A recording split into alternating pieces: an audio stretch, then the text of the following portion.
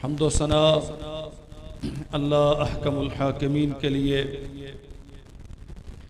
दुरूद व सलाम सैयदुल अंबिया जनाब मुहम्मदुर रसूलुल्लाह सल्लल्लाहु अलैहि वसल्लम की ज़ात गिरामी पर। गुज़श्ता खुतबा जुमा में नबी रहमत सल्लल्लाहु अलैहि वसल्लम के हिज्जतुल विदा के खुतबा से चंद बातें अहबाब की खिदमत में अर्ज़ की थी। इंसानी हकूक़ का पूरा पूरा तहफ़्फ़ुज़ जा बजा इस्लाम के अहकामात में मौजूद है। ये ज़िंदगी के आखिरी चंद महीने हैं नबी रहमत सल्लल्लाहु अलैहि वसल्लम के खुतबा हिज्जतुल विदा मैदान अरफात नहायत फसीह व बलीग और इंसानी हकूक़ पर मुश्तमिल बुनियादी अहमियत का हामिल खुतबा आप सल्लल्लाहु अलैहि वसल्लम ने इरशाद फरमाया, इन्ना दिमाअकुम व अमवालकुम हरामुन अलैकुम का हुर्मत यौमिकुम हादा फी शहरिकुम हादा फी बलदिकुम हादा। मुसलमानों, तुम्हारे खून और तुम्हारे माल एक दूसरे के लिए ऐसे ही हराम हैं, ऐसे ही मुहतरम हैं जैसे हरम काबा की हदूद में हुर्मत वाले जिल हज के महीने में और मैदान अरफात में वकूफ के दरमियान जैसे इस दिन की हुर्मत, इस महीने और इस शहर की हुर्मत है, वैसे ही तुम्हारे माल और तुम्हारी जानें भी एक दूसरे के लिए मुहतरम हैं। हमारे यहाँ बहुत बड़ा अलमिया है, दौलत की एक हिरस और दौड़ लगी हुई है। मुझे पैसा चाहिए, कहां से आ रहा है, कैसे आ रहा है, किसी का हक मारा जा रहा है, इस हुसूल ज़र के नतीजे में किसी पे जुल्म किया जा रहा है, कोई बेचारा मुझसे परेशान हो रहा है। कताए नजर सारे ज़ाब्तों और इन कदरों से सिर्फ एक धुन सवार है कि हर सूरत में हमें पैसा मिल जाना चाहिए। ये बात याद रखिए, इंसानों का हकीकी राज़िक और मालो दौलत अता करने वाला अल्लाह है। वो ना चाहे तो आपकी हजार तदबीरें होने के बावजूद आपको कुछ मिलने वाला नहीं, और अगर अल्लाह जुल जलाल वल इकराम अता करना चाहता है तो फिर तुझे किसी हराम की, गैर शरई जरिए की, किसी बेबस का माल कसब करने की, किसी कमजोर पे जुल्म ढाने की जरूरत नहीं। वमा मिन दाब्बतिन फिल अर्द इल्ला अलल्लाहि रिज़्कुहा। रूए जमीन पर हर पैदा होने वाला नफ्स, वो इंसानों की सूरत में है या किसी भी सूरत में, उसे रोजी फराहम करना ये अल्लाह जुल जलाल वल इकराम ने अपने जिम्मे लिया। जो दर हकीकत हमारा रज़्ज़ाक़ है, जो हर हाल में हमें रोजी देता है, वही हमें हुक्म देता है, ज़राए वो इख्तियार करो जिन्हें मैंने तुम्हारे लिए जायज करार दिया है। या अय्युहल्लज़ीना आमनू ला ताकुलू अमवालकुम बैनकुम बिल बातिल। ईमान वालो, झूठ बोल के, फरेब करके, धोखाधड़ी से, रिश्वत ले देकर किसी की लाइल्मी में उसका माल उठा के जोर जबरदस्ती किसी के अमवाल पर कब्जा करके विरासत को तकसीम न करके हकदारों का हक दबा के माल मत खाओ। ला ताकुलू अमवालकुम बैनकुम बिल बातिल। तुम ये समझते हो कि ऐसे दबाने से, जुल्म तोड़ने से, झूठ बोलने से, बातिल कस्में उठाने से, धोखा देने से, हराम खोरी करने से माल ज्यादा हो रहा है। लेकिन याद रखो मेरे भाइयों, बुनियादी तौर पे इंसान को यह बात समझना चाहिए, जब तू कमाने के काबिल नहीं था, जब झूठ या सच कहने की सलाहियत भी तेरे अंदर नहीं थी, बल्कि तू तो मांगने के काबिल भी नहीं था, अल्लाह जुल जलाल वल इकराम ने तो तब भी तेरे हिस्से का रिज़्क़ दिया है, तुझे तो तब भी महरूम नहीं रखा। आज जब उसने जमीन को तेरे लिए बिछा दिया, हजार किस्म के जराए और असबाब तेरे सामने फैला दिए, बहुत सारे रास्ते अल्लाह अहकामुल हाकिमीन ने तुझे अता कर दिए हुसूल रिज़्क़ के, तो तुझे क्या पड़ी है कि तू हलाल तरीकों को छोड़ के हराम का इख्तियार करता है, तू सही को छोड़ के गलत का इंतखाब करता है, तू सच्चाई को छोड़ के झूठ के पीछे लगता है, और तू अपना हक लेते लेते बहुत सौ का, बेकसों मजबूरों का हक कसब कर बैठता है। अल्लाह का मुल्हाकिमीन तो तुझे साफ तौर पे हुक्म देता है, ला ताकुलू अमवालकुम बैनकुम बिल बातिल। तुम्हारे माल एक दूसरे के लिए हराम है, इनका एहतराम करो। और इन मालों का एहतराम क्या है? तुमने सिर्फ वो खाना है जो तेरा हक है, जो तेरा हक नहीं है उसे तूने इख्तियार नहीं करना। अल्लाह का मुल्हाकिमीन ने इस मामले में इस कदर ज्यादा ताकीद की है रिज़्क़े हलाल के इंतखाब की। या अय्युहल्लज़ीना आमनू कुलू मिनत-तय्यिबाति मा रज़क़नाकुम वश्कुरू लिल्लाह इन कुंतुम इय्याहु तअबुदून। ईमान वालो, अगर ऐलान तौहीद में मुखलिस हो, अल्लाह जुल जलाल वल इकराम की वहदानियत के अकीदे में बिल्कुल खालिस हो, हकीकी तौर पे समझते हो कि एक ही तुम्हारा माबूद बरहक है, तो फिर लाजिम है कि अल्लाह जुल जलाल वल इकराम जो तुझे हलाल अता करता है वही खाओ और उसका शुक्र अदा करो। अगर तुम उसकी नाशुक्री करोगे तो इसका माना भी ये है कि उस पर तुम्हें एतिबार नहीं, और अगर उसके दिए हुए रस्तों को छोड़ के गैर शरई रस्ते इख्तियार करोगे तो इसका माना भी यही बनता है कि तुम्हें अल्लाह की तौहीद पर एतिबार नहीं।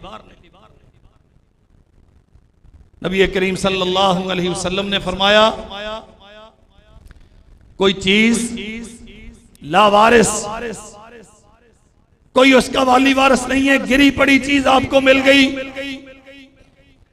ये बात याद रखो और इससे इस मसले की अहमियत और हसासियत समझो। सरे राह, बाजार में, सड़क में, किसी बेआबाद जगह पर, किसी वीराने में कोई चीज आपको मिल गई, लावारिस पड़ी हुई, रसूलुल्लाह सल्लल्लाहु अलैहि वसल्लम ने फरमाया वो उठाओ और 1 साल तक उसे संभाल के रखो और उसका ऐलान करते रहो, गाहे बगाहे लोगों में मुश्तहिर करते रहो, कहते रहो लोगों को कि एक चीज मुझे मिली है भाई, जिसकी हो अपनी निशानी बता के मुझसे ले जाए। 1 साल, और अगर 1 साल में उसका मालिक नहीं आता, पूरा साल अगर उसका मालिक नहीं आता, फिर उसे इस्तेमाल करो, और जिंदगी में जब भी उसका मालिक आ जाए और अपनी मलकियत साबित कर दे तो तुम पाबंद हो कि वो चीज उसके मालिक को वापस करो। ये उस चीज के मुताल्लिक फैसला है जो लावारिस आपको मिली। जो वीराने में किसी की मलकियत नहीं थी, आपने उठा ली। 1 साल तक उसका ऐलान करना कि मुमकिन तौर पे इस आबादी की हो सकती है, वहां पैगाम देना, इश्तिहार देना कि भाई जिसकी हो वो अपनी मलकियत साबित करके मुझसे ले ले। अगर साल में कोई मालिक नहीं पहुंचता फिर उसे इस्तेमाल तो करोगे, लेकिन जिंदगी में जब मालिक अपनी मलकियत साबित कर दे आप उसे लौटाने के पाबंद। वो वाकया सही बुखारी का, गार में 3 बंदे फंसे हुए थे, ऊपर से पत्थर गिरा, गार का दरवाजा बंद हो गया, तूफान चल रहा है, आंधी और बहुत बड़ा मसला बना हुआ है, बारिश हो रही है। रसूलुल्लाह सल्लल्लाहु अलैहि वसल्लम ने फरमाया, उन्होंने अपने अपने आमाल पेश किए थे अल्लाह के सामने। उनमें से एक वो था जिसके पास कोई मुलाजिम काम करता था, उसने उजरत दी, मुलाजिम किसी बात पे नाराज हुआ और मजदूरी छोड़ के चला गया। इस बंदे ने दयानतदारी के साथ वो मजदूरी कारोबार में इन्वेस्ट की। कई सालों के बाद आया वो बंदा, एक लंबा चौड़ा रेवड़ है जानवरों का, जो इसकी छोड़ी हुई मजदूरी से ये मालिक इन्वेस्ट कर चुका और वो उसके नतीजे में अल्लाह ने बहुत सारा मुनाफा दे दिया। वो उसे कहता है भाई ये सारे जानवर तेरे हैं, ये उस मजदूरी के नतीजे में अल्लाह ने अता किए जो तू छोड़ के चला गया। दयानत, एहसास जिम्मेदारी और रुपए पैसे में अमानतदारी का लिहाज और दूसरे के हक की पासदारी इतना बड़ा काम है। मोहम्मद करीम सल्लल्लाहु अलैहि वसल्लम ने फरमाया ये बंदा फंसा हुआ है इन गार वालों के साथ और अल्लाह दुल जलाल वल इकराम के सामने अपना ये अमल पेश करता है। अर्श वाले, वो मजदूरी छोड़ के चला गया था, मैंने उसकी मजदूरी को कारोबार में लगाया, उसके नतीजे में तूने मुनाफा दिया, इतना ज्यादा उसका माल बढ़ गया और जिस दिन वो आया मुतालबा करने के लिए मैंने सारा माल उसे दे दिया। अगर तुझे मेरा ये अमल पसंद है तो हमें इससे निजात दे। रसूलुल्लाह सल्लल्लाहु अलैहि वसल्लम ने फरमाया अल्लाह ने गार का मुंह खोल दिया और इन्हें आफियत अता कर दी। कोई लिहाज नहीं है वल्लाह है, भाई भाई का हक मारे जा रहा है, भाई बहनों के हक दबा के बैठे हैं, औलाद जवान है तो माँ बाप पे जुल्म करने पे तुली हुई है, बाप का हक बस चलता है तो वो औलाद को ये मेरा पसंदीदा है इसे ज्यादा दे दिया, वो नापसंद है उसे थोड़ा दे दिया। विरासत के मामलात में और लेन देन के मामलात में इतना जुल्म है हमारे मुआशरे में जिसकी हद कोई नहीं। अल्लाह के लिए अपने मामलात को देखिए, हमारी नमाजें, हमारी तहज्जुदें, हमारे लंबी चौड़ी इबादतें और बहुत गिरियाजारी के साथ की जाने वाली हमारी दुआएं अल्लाह दुल जलाल वल इकराम के यहाँ मकबूल और मुअतबर तभी हैं जब हम हलाल खाते हैं। जो हराम खाता है ना उसकी इबादत की अल्लाह के यहाँ कोई हैसियत है, जो दूसरे का हक मारता है उसकी दुआएं अल्लाह तक नहीं पहुंचती। और ये जो तौजीहात होती है ना, बहुत अच्छी तरह समझ लीजिए। भाई आते हैं मेरे पास मसला पूछने के लिए, फलां बेटे ने तो मेरी खिदमत नहीं की, वो तो शुरू से अलग हो गया, अब मैं ये चाहता हूं कि अपने तरके में से अपनी जिंदगी में इतना उसको ज्यादा दे दूं जो मेरी खिदमत करता रहा है। आपके लिए ये इख्तियार नहीं है। अल्लाह जुल जलाल वल इकराम ने वारसों के हिस्से मुकर्रर किया और यह मसला समझ लीजिए अच्छी तरह। किसी बच्चे की नाअहली उसे विरासत से महरूम नहीं करती, आपके साथ उसका सलूक का अच्छा ना होना उसे विरासत से महरूम नहीं करता। विरासत से महरूमी सिर्फ 2 वजहों से होती है, या तो वारिस अपने मूरस को यानी औलाद में से कोई अपने बाप को कत्ल कर दे तो यह कातिल होने की वजह से अपने बाप की विरासत से महरूम हो जाएगा, या ये इस्लाम छोड़ के मुर्तद हो जाए तो मोमिन की विरासत काफिर को नहीं मिलती। इसके अलावा विरासत से महरूमी का और कोई जरिया और सबब, उसने मेरी खिदमत नहीं की, उसकी बीवी तो जब से आई वो अलहदा हो गया, उसकी बीवी भी ऐसे है, वो भी बीवी के पीछे लग के ऐसे हो गया, लिहाजा आप फतवा दे दें। अच्छा, हम मसला समझाते हैं कि भाई विरासत अपनी जिंदगी में तकसीम नहीं की जाती और अल्लाह जुल जलाल वल इकराम ने वरसा के हिस्से मुकर्रर कर दिए, इसमें आपको कमी ज्यादती का कोई इख्तियार नहीं है। ये तो अल्लाह ने कुरान में बयान कर दिया, मोहम्मद रसूलुल्लाह सल्लल्लाहु अलैहि वसल्लम ने हदीस में इसकी वजाहत कर दी। जो कुछ अल्लाह और उसके रसूल ने तय कर दिया, हर वारिस को वो मिलकर रहेगा, आप इसमें कमी ज्यादती नहीं कर सकते। ये सारा मसला समझाने के बावजूद हैरानी तब होती है जब वो इसरार करते हैं, नहीं जी तुसी एक बारी दस दियो, जे फर्ज कीता मैं करना होवे तो मैं फिर किदा करा। और फिर नतीजा ये निकलता है कि अपनी जिंदगी में एक का हक दबाने के लिए दूसरे के नाम ज्यादा कर दी जाती है, फिर ना वो बात पूछता है ना वो बात पूछता है, और धक्के खाते फिरते हैं आप, दर दर की खाक छानते फिरते हैं।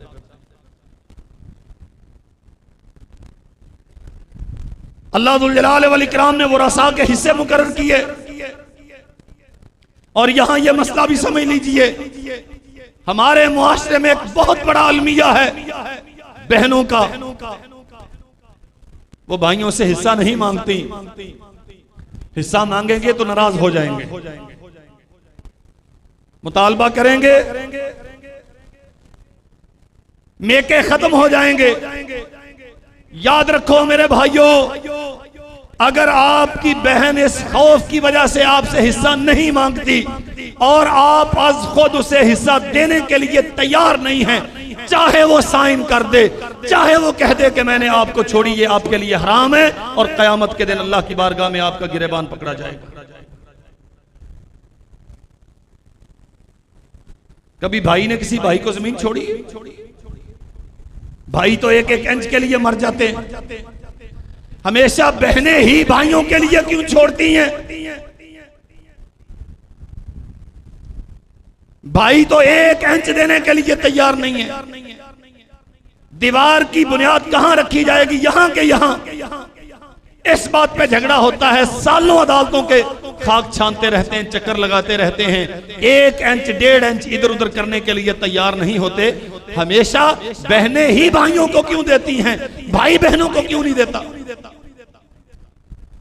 उसने शौक से छोड़ दी भाई, उसने शौक से भाई के लिए छोड़ दी। भाई को बहन से मोहब्बत नहीं है, भाई बहन को अपने जिस्म का हिस्सा नहीं समझता। कोई एक मिसाल तो पूरे मुआशरे में ऐसी हो ना कि किसी भाई ने बहन के लिए शौक से छोड़ी। भाई ने कहा है कि मेरा गुजारा चलता है, मेरे पास तो फलां भी है, फलां भी है, कारोबार चलता है, बेटे कमा रहे हैं, आप गरीब हैं, जाएं या मेरे वाले 5 एकड़ भी आप ले जाएं।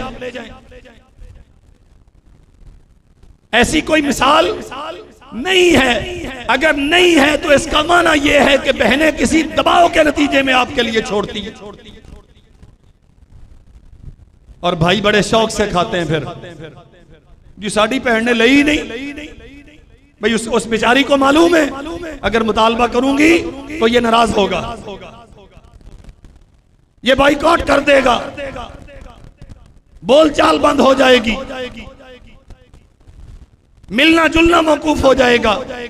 वो इस खौफ की वजह से तुझसे मुतालबा नहीं करती, और तू ये समझता है कि मैंने उसे आंखें दिखा दी, मैं उस पर नाराज हो गया, मैंने थोड़ा सा घूरा तो वो मेरे नाम करवा के चलेगी, चाहे उसने तेरे नाम करवाई हो, ये तेरे लिए हराम है। रसूलुल्लाह सल्लल्लाहु अलैहि वसल्लम के सामने 2 आदमी आए झगड़ा लेकर। एक का दावा है हुजूर ये चीज मेरी है, दूसरे का दावा है ये मेरी है। एक बंदा अच्छे अंदाज से अपना मौक़िफ़ पेश करने की ताकत नहीं रखता, वो अपनी वकालत में कुछ कह नहीं सका, दलाइल नहीं पेश कर सका। दूसरा लस्सान है, चरब ज़बान है, बेहतर अंदाज से उसने अपना केस पेश किया। मोहम्मद रसूलुल्लाह सल्लल्लाहु अलैहि वसल्लम ने उसके दलाइल सुन के फैसला उसके हक में कर दिया। लेकिन अगली बात सुन लें, फैसला कर दिया उसके हक में, साथ ही फरमाया लोगों मैं अल्लाह का नबी मोहम्मद सल्लल्लाहु अलैहि वसल्लम जाहिर को देख के फैसला करता हूं। इसने दलाइल से मुझे कायल कर लिया, मैंने फैसला इसके हक में कर दिया। मेरे फैसले के बावजूद अगर ये चीज इसकी नहीं है तो ये जहन्नम लेके जा रहा है। अगर नबी सल्लल्लाहु अलैहि वसल्लम के फैसले के बावजूद जो हकीकतन हकदार नहीं है वो किसी चीज का मालिक बन गया, फैसला रसूल का है लेकिन एक बगैर हक के हकदार बन गया, अल्लाह के नबी फरमाते हैं मेरे फैसले के बावजूद ये जहन्नम लेके जा रहा है। बहन अगर किसी भाई के खौफ की वजह से, उसके सोशल बॉयकॉट की वजह से, उसकी नाराजगी की वजह से उसके हक में दस्तबरदार हो गई है, जब रसूल के फैसले के बावजूद तेरे लिए जहन्नम रही, वो तेरे लिए जायज ना हुई, तो भाई बहन के खौफ की वजह से तेरे लिए ये हलाल कैसे हो? मां का हक दबा के बैठे इस इंतजार में है कि बुढ़िया मर जाएगी तो फिर मुझे ही मिलेगा ना। अल्लाह अकबर। उस बेचारी को अपनी मर्जी से कुछ खर्च करने की हिम्मत नहीं कि बेटे के दरवाजे पे बैठी हुई हूं, दवा ये लेके देता है, खिदमत ये करता है, दाएं बाएं आगे पीछे रिश्तेदारों के पास ये लेके जाता है। अगर वो मांगती है, झिड़कती है, डांटती है तो खौफजदा है कि बेटा बदतमीजी करेगा, खिदमत नहीं करेगा। और ये हकायक हैं, मैं फर्जी बातें नहीं कर रहा। मैं जिस मनसब पे बैठता हूं, माएं आके रोती है मेरे पास कि ये कर रही है हमारी औलाद, नमाजें भी पढ़ते हैं, जुमे भी पढ़ते हैं, मस्जिदों की खिदमतें भी करते हैं, लेकिन माओं के साथ सलूक भी ये करते हैं। आप क्या समझते हैं अल्लाह के यहां आपकी ये नमाजें मकबूल होंगी, आपकी ये दुआएं मुस्तजाब होंगी? मां को आप उसका हक देने के लिए तैयार नहीं। प्रॉपर्टी आपके बाप की थी, आपका बाप फौत हो गया, 8वां हिस्सा आपकी मां का, उसमें तसर्रुफ का उसे पूरा हक है। वो कहां खर्च करती है, कैसे खर्च करती है, आपको पूछने का इख्तियार नहीं है। अगर आप कस्टोडियन हैं, अगर आप उनकी प्रॉपर्टी के निगरान हैं, तो 8वां हिस्सा मां की हाथ पे रखना आपकी जिम्मेदारी है। मत समझें कि मां है तो मां का तो औलाद का एक ही होता, नहीं। जो औलाद का है वो मां का है, जो मां का है वो औलाद का हो, ये जरूरी नहीं है। रसूलुल्लाह सल्लल्लाहु अलैहि वसल्लम ने फरमाया अंत व मालूका ले अबीका, तू भी अपने बाप के मतहत है, तेरा माल भी तेरे बाप के मतहत है। तेरे बाप को हक है तेरे माल में से जितना चाहे इस्तेमाल कर ले, लेकिन बाप के माल में से औलाद को कोई हक नहीं है कि वो जितना चाहे इस्तेमाल करे। मां के माल में से औलाद को कोई हक नहीं है। अगर औलाद जरूरतमंद है तो इसके अहकाम अलग हैं कि मां बाप की फिर जिम्मेदारियां क्या हैं, लेकिन अगर औलाद खुद कफील है तो मां बाप के माल से औलाद उनकी इजाजत के बगैर कुछ नहीं ले सकती।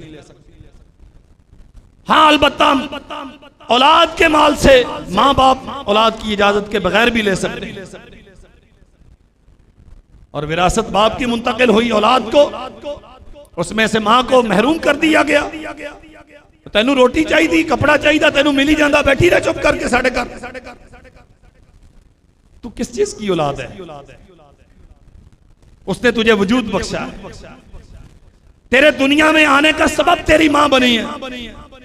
9 माह तुझे अपने जिस्म का खून पिला के उसने अपने पेट के अंदर रख के तुझे सेंचा है, और आज जब तेरा इख्तियार हुआ है तो तू उसे आंखें दिखाता है कि तुझे कपड़ा चाहिए, तुझे रोटी चाहिए, तुझे पानी चाहिए, वो तुझे मिल रहा है। तू ठेके की बात क्यों करती है? तू दुकान की किराए की बात क्यों करती है?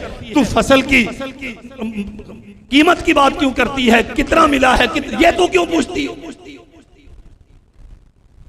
शर्म से डूब के मर जाना चाहिए ऐसे नमाजियों को, ऐसे हाजियों को, ऐसे मस्जिदों के खिदमतगारों को जिनकी माएं विरासत ना मिलने की वजह से उनके हाथों मजबूर और बेबस हुई पड़ी। नबी रहमत सल्लल्लाहु अलैहि वसल्लम ने फरमाया मन ज़लम मिनल अर्ज़ि शैयन तुव्विक़हु मिन सब'i अर्ज़ीन।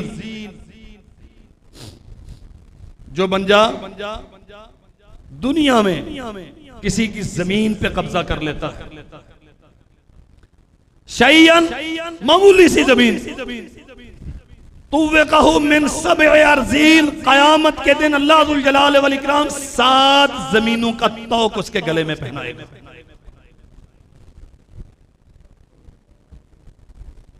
एकड़ों के एकड़ खा गए, परवाह कोई नहीं। और अब बहुत सारे हीले और तरीके हैं विरासत दबाने के। एक ये ठीक है, ये प्रॉपर्टी पड़ी है, आप रेट लगवा लें। वो खातून है, बहन है, अच्छा भाई आप ही बता दें कितनी है। प्रॉपर्टी 3 करोड़ की है, उसका रेट लगाता है 80 लाख। वो बेचारी चुप करके 80 लाख में से अपना हिस्सा लेके खामोश होकर बैठ जाती है। ये समझता है कि बाकी सारी मेरे लिए हलाल हो गई। अल्लाह की कसम मैं जिम्मेदारी के साथ कहता हूं, तूने धोखा दिया है, खुद रेट गलत लगाया है, या अपने जराए इस्तेमाल करके कम रेट लगवाया है, उसकी मजबूरी से तूने फायदा उठाया है। वो बेचारी खामोश होकर थोड़े रेट में से थोड़ा लेके चली गई है। जो बाकी तूने बचाया है, तूने 3 करोड़ की प्रॉपर्टी 1 करोड़ में रख ली है, बाकी तेरे लिए हराम है। जितना तूने उसका हिस्सा दबाया तेरे लिए हराम। तुव्विक़हु मिन अर्ज़ि सबईन मिन सब'i अर्ज़ीन। क़यामत के दिन ये एक प्लाट जो चंद लाख या चंद करोड़ का तूने गबन किया है, क़यामत के दिन 7 जमीनें तेरे गले में तौक की तरह पहनाई जाएंगी। और देख, हिसाब लगा उस दिन क्या ये तू बोझ उठा लेगा। मोहम्मदुर रसूलुल्लाह सल्लल्लाहु अलैहि वसल्लम ने फरमाया, किसी पे जुल्म करते हुए एक बलिश्त, ये जमीन एक बलिश्त, एक गिट्ठ, इतनी जमीन अगर किसी पे जुल्म करते हुए तुमने हथिया ली, तो कयामत के दिन अल्लाह ज़ुल जलाल वल इकराम की बारगाह में 7 जमीनों का तौक तेरे गले में पहनाया जाएगा। उस दिन क्या तू रुसवाई बर्दाश्त कर लेगा? तेरे पास जमीनें हैं, तेरी भी गुजर जाएगी, जिनके पास नहीं है गुजर तो उनकी भी जाती है। कितना जी लेगा तू? 60-70 साल। और उसके बाद जो आज तू हराम खा रहा है, जो जुल्म करके तू जमा कर रहा है, कभी अंदाजा किया है तेरे 60-70 साल के बाद ये कहां जाएगा? क्या तेरे काम आएगा कुछ? ओ मेरे भाइयों, अगर इंसान थोड़ा सा गौर करे ना, वल्लाह बहुत सारे मामला सीधे होते हैं। जो अरबों का मालिक है, चंद लुकमे वो खाता है, और जो फकीर है, मजदूर है, वैसे ही चंद लुकमे वो खाता है। चंद गज कपड़ा अरबों का मालिक पहनता है, चंद गज कपड़ा गरीब आदमी पहनता है। ये चंद बुनियादी जरूरतें हैं। अल्लाह ज़ुल जलाल वल इकराम ने जिसको जितना चाहा उतना दे दिया। इस्तेमाल के एतबार से तो सारे बराबर है। तेरी माल की कसरत तो तेरे लिए तब फायदामंद थी अगर हलाल तरीके से आया होता, और अल्लाह ज़ुल जलाल वल इकराम की रजा के लिए तूने इसे खर्च किया। जो हराम तरीके से आता है वो कभी रब की रजा पे खर्च, उसका फायदा क्या खर्च करना। जो हराम तरीके से आता है उस खर्च का फायदा क्या है? तू सोने के पहाड़ भी खर्च कर दे, अल्लाह ज़ुल जलाल वल इकराम के हाथ तो उसकी कोई कदर कीमत नहीं। सो मेरे अजीज भाइयों, अल्लाह के लिए इस मसले पे गौर करो। मुहम्मदुर रसूलुल्लाह सल्लल्लाहु अलैहि वसल्लम ने हिज्जतुल विदा के मौका पर यह अहले ईमान से फरमाया था, इन्ना दिमाअकुम व अमवालकुम हरामुन अलैकुम का हुर्मत यौमिकुम हाज़ा। जैसे तुम्हारे खून एक दूसरे पर हराम हैं, वैसे ही तुम्हारे माल एक दूसरे पर हराम है। किसी भाई को हक नहीं है अपनी बहनों के माल गस्ब करने, किसी बेटे को हक नहीं है अपनी मां को तंग करने का माल की वजह से, किसी ताकतवर को हक नहीं है किसी कमजोर का माल हथिया ले। मोहम्मद रसूलुल्लाह सल्लल्लाहु अलैहि वसल्लम ने फरमाया, वो बदनसीब 3 किस्म के लोग क़यामत के दिन अल्लाह जुल जलाल वल इकराम जिनसे रजा के आलम में बात नहीं करेगा, नजर रहमत से जिन्हें देखेगा नहीं, जिन्हें गुनाहों से पाक करके जन्नत में दाखिल नहीं करेगा, उनमें से एक वो है जो झूठी कस्में उठा उठा के माल हासिल करता है। सौदा बेच रहा, झूठी कसम उठा के गाहक को मुतमईन करता है माल इसका, ये माल दे रहा है, इसके बदले में कीमत ले रहा, लेकिन ज्यादा कीमत लेने के लिए गाहक को इत्मीनान के लिए झूठी कसम उठाता है। मोहम्मद करीम सल्लल्लाहु अलैहि वसल्लम ने फरमाया ये इतना बड़ा गुनाह है कि अल्लाह जुल जलाल वल इकराम क़यामत के दिन इस बदनसीब के साथ रहमत की कलाम नहीं करेगा, नजर रहमत से इसे देखेगा नहीं, इसे गुनाहों से पाक नहीं करेगा, इसे जन्नत में दाखिल नहीं करेगा। ये झूठी कसम उठा के माल बेचने वाला और जो दूसरे के माल पे कब्जा करने वाला। थाने कचहरी में अच्छी चलती है, सरकार दरबार में ताल्लुकात बड़े मजबूत हैं, पटवारी तहसीलदार इसकी मर्जी की फर्दें बना बना के देते हैं, इसे पूछने वाला कोई नहीं, लिहाजा गरीबों के एकड़ों के एकड़ और प्लाटों के प्लाट और सरकारी जगह कितनी सब अपने नाम करवा लें। ये देहातों में बड़े एहतिमाम के साथ ये काम होता है। घास छांगते ना, बन्ने छांग दें, कई जरा नाप के रख को 2-4 साल में वो जो मंडीर होती है, जो वट होती है, वो थोड़ी सी परली तरफ चली जाती है। अल्लाह अकबर, तुझे कितना प्रॉफिट हो जाएगा इससे। दीवार बनाने लगा, बजाय छोड़ने के तू दूसरे की दबाने के चक्कर में है, तुझे क्या मिल जाएगा इससे। जिसकी तू दबा रहा है, वट जिसकी तरफ धकेल रहा है, भूखा तो कभी नहीं मरा होगी। जिसका प्लाट तूने दबा लिया, जिसकी प्रॉपर्टी पे तूने कब्जा कर लिया, भूख से तो नहीं मर गया। रज़ाक तो उसका भी अल्लाह है, अल्लाह उसे भी देता है, लेकिन बदबख्त ये जो तू अपने पेट में जहन्नम डाल रहा है, इसका जरा मुहासबा कर। क़यामत के दिन अल्लाह की बारगाह में इसका जवाब क्या देगा। नबी करीम सल्लल्लाहु अलैहि वसल्लम ने फरमाया ला यदखुलुल जन्नत लहमुन नबत मिन सुहतिन अन्नारु औला बिही। जिस्म का ऐसा हिस्सा, तेरा गोश्त, तेरा जिस्म, तेरा वजूद जन्नत में नहीं जाएगा। नबत मिन सुहतिन, जो हराम खा खा के पला हो। अन्नारु औला बिही, दुनिया में जिस जिस्म पर हराम लगता रहा, क़यामत के दिन अल्लाह जुल जलाल वल इकराम उसे जहन्नम रसीद करेगा कि उसका असल ठिकाना है ही जहन्नम। दुनिया में अपनी प्रॉपर्टी वसी करने के लिए किसी पे जुल्म कर दिया, किसी के प्लाट पे कब्जा कर लिया, किसी की दुकान हथिया ली, किसी का बैंक अकाउंट हैक कर लिया, किसी के ला इल्मी में पैसे दबा लिए, किसी को आंखें दिखा के भगा दिया, डरा दिया, केस चलता रहा, वकील खरीदा, वकील के तवस्सुस से जज खरीदा, कानून को तूने खिलौना बनाया, जो देना था वो नहीं दिया, रिश्वत दे के तूने नजायज को अपने लिए अपने हक में करवा लिया। वल्लाह ये अदालतें, इनके फैसले क्या हैसियत रखते हैं। रूए जमीन की सबसे बड़ी अदालत और सबसे बड़े काजी मोहम्मद रसूलुल्लाह का मैं फैसला तुम्हें सुना चुका। अगर वो भी किसी के हक में फैसला कर दे, लेकिन दर हकीकत वो हकदार नहीं है, तो अल्लाह के नबी ने फरमाया वो जहन्नम लेके जा रहा है। इन अदालतों के फैसलों की क्या औकात है। अदालत ने फैसला किया, क्या तेरे अंदर कोई अदालत नहीं है? तेरा ज़मीर और तेरा ईमान मर चुका है, क्या तुझे वो नहीं बताता ये तेरा है कि नहीं? मोहम्मद रसूलुल्लाह सल्लल्लाहु अलैहि वसल्लम ने फरमाया था, जो बंदा हक पे होने के बावजूद झगड़ा छोड़ देता है, मैं उसे जन्नत की जमानत देता हूं। हक पे है, झगड़ा नहीं करता, तमाशा नहीं लगाता, अदालतों में ठीक है यार, ये 2-4 मरले का मसला है, चंद हजार चंद लाख का मसला है, अल्लाह मेरे लिए कोई और इंतजाम कर देगा। मैं अपने भाई के साथ झगड़ना नहीं चाहता, मैं मुआशरे को खराब नहीं करना चाहता, मैं दुनिया में तमाशा नहीं बनना चाहता, मैं अल्लाह दुल जलाल वल इकराम के यहाँ सुरखरू होके जाना चाहता हूँ। फरमाया रसूलुल्लाह सल्लल्लाहु अलैहि वसल्लम ने, है हक पे झगड़ा छोड़ दिया, मैं अल्लाह का नबी ज़ामन बनता हूँ, इसे जन्नत में एक महल लेके दूंगा।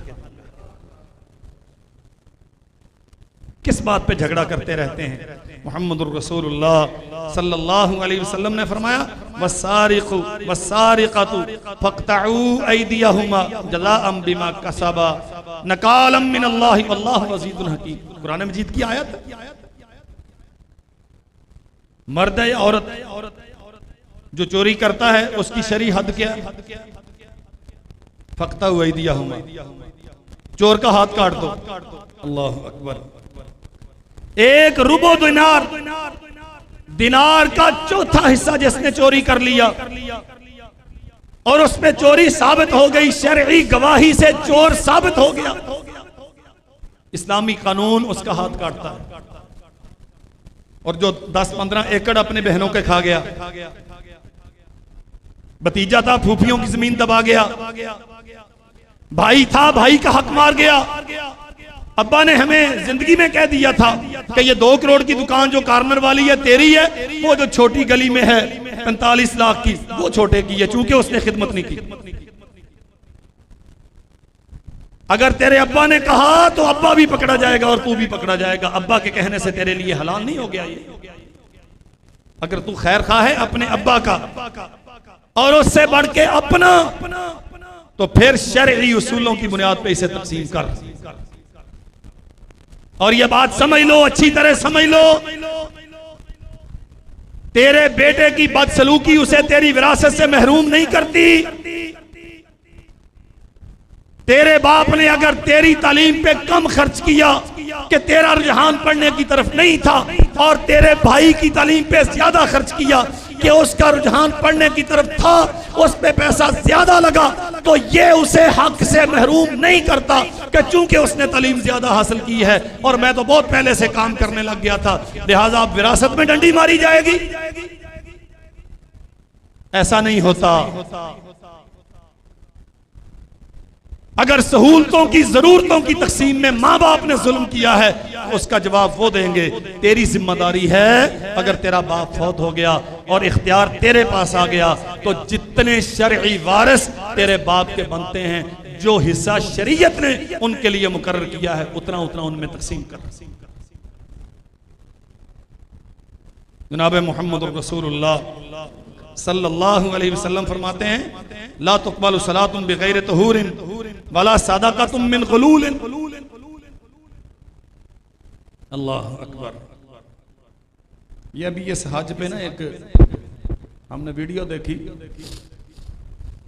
बड़े साहब हैं मुल्क के, उनकी फैक्ट्री पे माशाल्लाह हराम की बिजली चल रही थी, उनके जाने वो हज पे तशरीफ फरमा थे, बाद में अहलकारों ने जाके छापा मारा, वो पकड़े गए माशाल्लाह।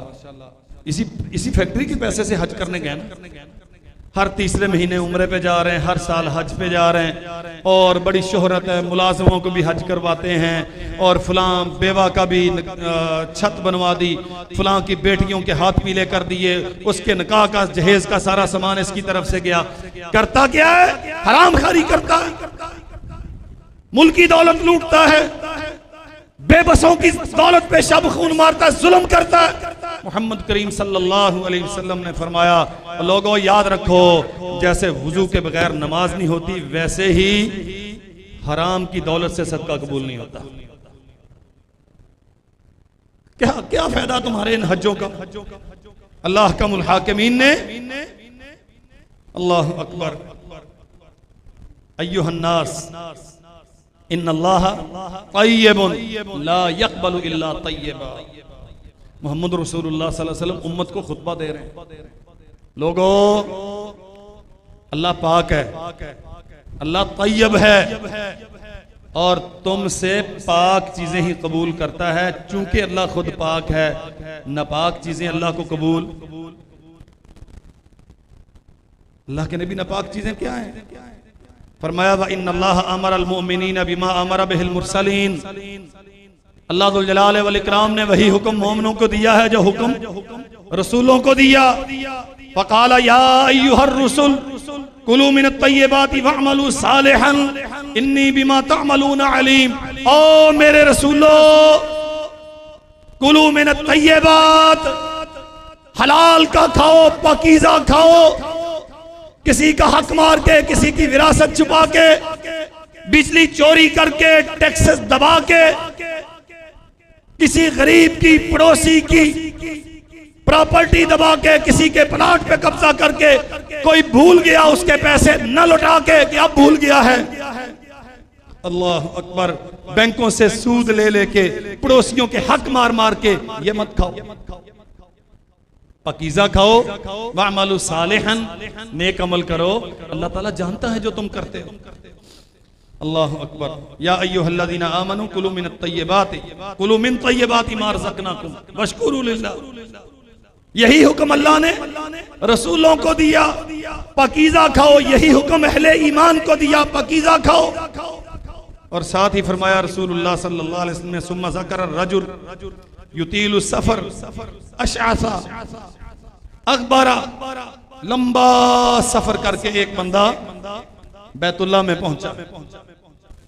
सफेद की थकावट है उस पे, बाल उसके खाक आलूद हैं, गर्दो गुबार से अटा हुआ है, फकीराना लिबास पहना हुआ है। और ये मुद्दु यदैहि इला समा, आसमानों की तरफ हाथ उठा के खड़ा, मुल्तजम को चिमट के मांग रहा, गुलाफे काबा को थामे हुए है, हजरे अस्वद के सामने खड़ा होकर गिड़गिड़ा रहा है, मिज़ाब रहमत के नीचे खड़ा है, हतीम में खड़ा, जहां दिन रात अल्लाह जुल जलाल वल इकराम की रहमत बरसती है। या रब्बे रो रहा, मांग रहा, इल्तिजाएं कर रहा है। अल्लाह जुल जलाल वल इकराम आसमान से उसे जवाब देते हैं, मतअमुहु हरामुन व मलबसुहु हरामुन व मशरबुहु हरामुन फअन्ना युस्तजाबु लिज़ालिका। तू पाकिस्तान से आया, 14 लाख रुपया लगा के आया है हज करने के लिए, यहां खाक आलूद सर लेके, मट्टी से अटा हुआ जिस्म लेके, थका मांदा, तू मेरे रहमत के दरवाजे पे आके मेरे घर के गुलाफ को थाम के मुल्तजम से चिमट के मुझसे मांग रहा। तेरी नहीं सुनता, 100 के कातिल की सुनता हूं, तेरी नहीं सुनता, जानी और बदमाश की सुनता हूं, तेरी नहीं सुनता, झूठ बोलने वाले की सुनता हूं, तेरी नहीं सुनता। अल्लाह इसका क्या जुर्म है? फरमाया मतअमुहु हरामुन, इसका खाना पीना हराम का, मलबसुहु हरामुन, ये जिंदगी की ऐशे सारी हराम की हैं, मशरबुहु हरामुन, इसका पहनावा, इसके मशरूबात, इसकी ऐशें, इसकी सहूलतें, ये दूसरों के हक मार के हज करने वाला। मैं पाक हूं और पाक को कबूल करता हूं। अल्लाह पाक है और नापाक अल्लाह को पसंद। हम इस मसले को बड़ा मामूली समझते हैं, धोखा देते हैं, और जहां तक बस चलता है, सच्ची बात है, जहां तक बस चलता है वहां तक हर बंदा दूसरे की जेब पे नजर लगा के बैठा। बस आना चाहिए, कैसे आता है इससे कोई गर्ज नहीं। नबी करीम सल्लल्लाहु अलैहि वसल्लम ने फरमाया, सलासतुन अना खस्मुहुम यौमल क़ियामा। अल्लाह फरमाते हैं, हदीस कुदसी है, 3 किस्म के लोग हैं जिनसे क़यामत के दिन अल्लाह फरमाते हैं मैं खुद झगड़ा करूंगा। और फरमाया मन कुन्तु खस्महु खसमतुहु यौमल क़ियामा, जिससे मैं झगड़ा करूंगा उससे कौन, उसकी तरफ से कौन वकील करेगा, वकालत करेगा? वो कैसे कामयाब होगा जिससे रब खुद झगड़ा करेगा? कौन होंगे? फरमाया रजुलुन आता बी सुम्मा गदर, जो अल्लाह जुल जलाल वल इकराम को सामन बना के वादा करता है फिर धोखा देता है। जो अल्लाह के नाम पे कुछ करता है। अल्लाह अकबर। कितने काम है, हम कसमें उठा के करते हैं, लेकिन पूरा कसम उठाने का माना क्या है? तूने अल्लाह को ज़ामिन बना लिया। मैं अल्लाह के नाम पे तुझसे ये सवाल करता हूं, मुझे ये दो, वादा करता हूं फलां दिन लौटा दूंगा। फरमाया मेरे नाम पे किया, फिर मेरे नाम का हया नहीं किया, धोखा दिया उसने। वरजुलुन बाअ हुर्रन फअकल समनहु, ये बदकिस्मत है जो अल्लाह जुल जलाल वल इकराम के नाम पे वादे करता है लेकिन धोखा देता है। अल्लाह क़यामत के दिन इसके साथ झगड़ा करेगा। दूसरा वो है जो किसी आजाद को बेच देता है पकड़ के और उसकी कीमत खा लेता है। अब ये बात शायद समझ नहीं आए, लेकिन आज भी जहां जुल्म हो रहा है, जहां बदमाश कुव्वतें आके कब्जा करती हैं, वहां के बहू बेटियों को, बच्चों को उठा उठा के दुनिया के किन किन मुल्कों में सप्लाई करती हैं, ये जरा दास्तानें पढ़ने वाली। और तीसरी बात जो हमारे मौजू से मुतल्लक है, वरजुलुन इस्तअजरा अजीरन फस्तौफा मिनहु वलम यूफिही अजरा। मालिक मुलाजिम रखता है, काम उससे पूरा लेता है, लेकिन उसे मजदूरी नहीं देता। मेहनत उससे पूरी करवाता है, लेकिन जब मजदूरी देता है तो उसे रुस्वा करता है, जलील करता है, उसकी इज्जत नफ्स पे हमला करता है और कोशिश करता है कि कम दे के जान छूट जाए। अल्लाह अकबर। मोहम्मद रसूलुल्लाह सल्लल्लाहु अलैहि वसल्लम ने फरमाया, जो मजदूर से मजदूरी काम तो पूरा लेता है लेकिन उजरत पूरी नहीं देता, अल्लाह जुल जलाल वल इकराम इस मजदूर का वकील बन के इस मालिक के साथ क़यामत के दिन झगड़ा करे। आप अंदाजा करो मेरे भाइयों, अगर मजदूर की मजदूरी रखने पर इतना बड़ा अल्लाह का गजब है, अल्लाह अकबर। अल्लाह जुल जलाल वल इकराम का बंदा है, मखलूक है, कमजोर है, बेबस है, उसका पूरे का पूरा हड़प कर जाना, पूरे का पूरा खा लेना, उसके नतीजे में अल्लाह जुल जलाल वल इकराम कितना गुस्सा होगा। सो मेरे अजीज भाइयों, ये बात बहुत अच्छी तरह समझ लो, जैसे किसी का खून बहाना मुसलमान के लिए हराम है, वैसे ही उसका माल हथियाना भी मुसलमान के लिए हराम है। अल्लाह हमें समझने की तौफीक अता फरमाए।